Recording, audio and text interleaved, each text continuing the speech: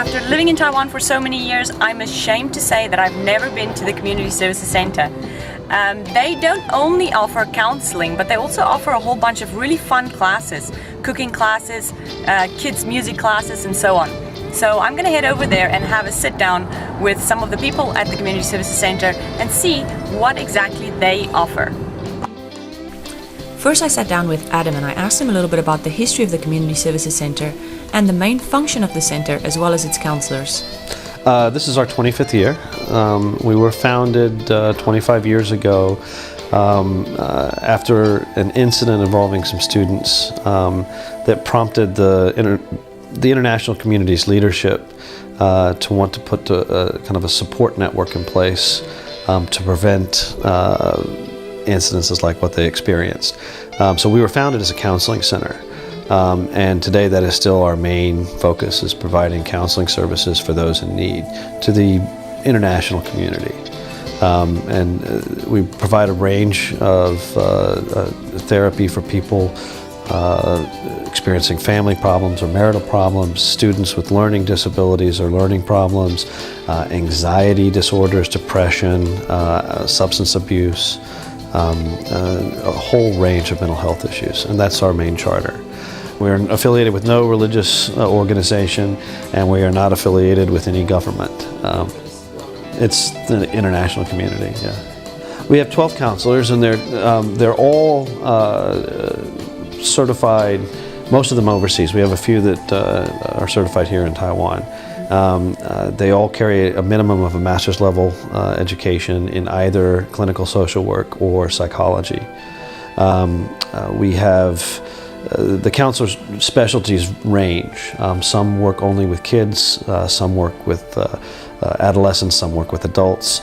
We have people who can see families, we have people who can see very young children, and people who work with teenagers. And their bios are on our webpage, as well as the clinical areas that they focus on.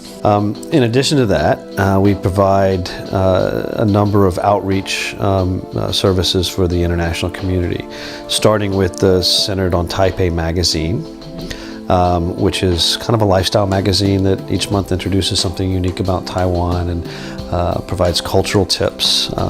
It's not just for people who are just coming to Taiwan. It can be an interesting magazine for anybody.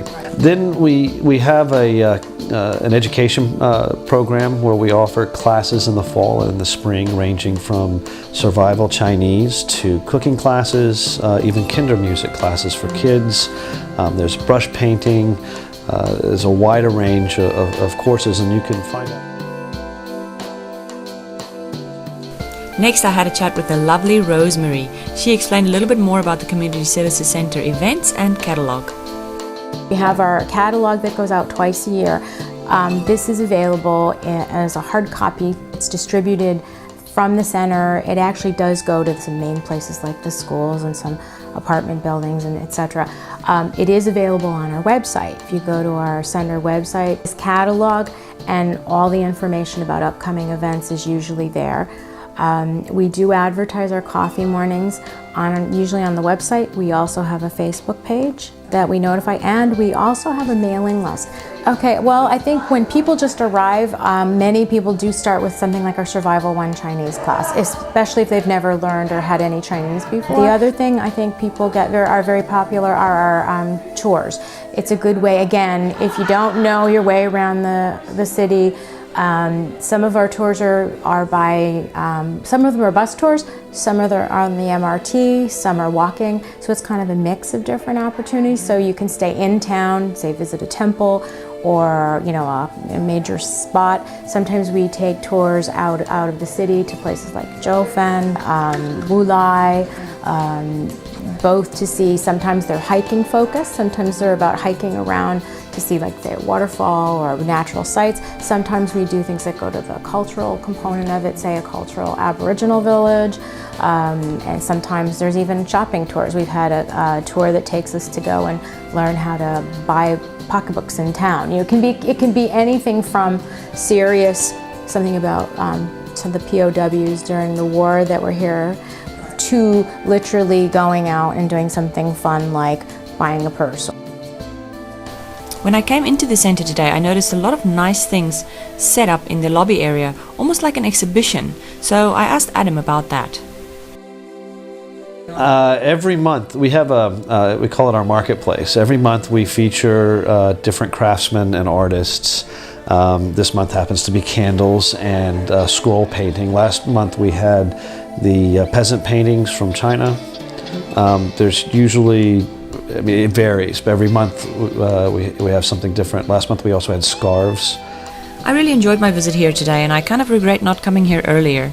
If you want to contact the Community Services Center, I will add their contact details as well as their webpage, link, Facebook, everything on my blog page. It's slightly tricky to find the center, so I dropped a Google marker here today, and I'll add that to my blog page too. If you're struggling but you know the center's phone number, I tell people, put it in your address book on your phone. You can call and we'll give you a hand if we can. Sometimes we can't. We might not be able to, but we might be able to tell you who can help you too. Where to go, who to call, we try.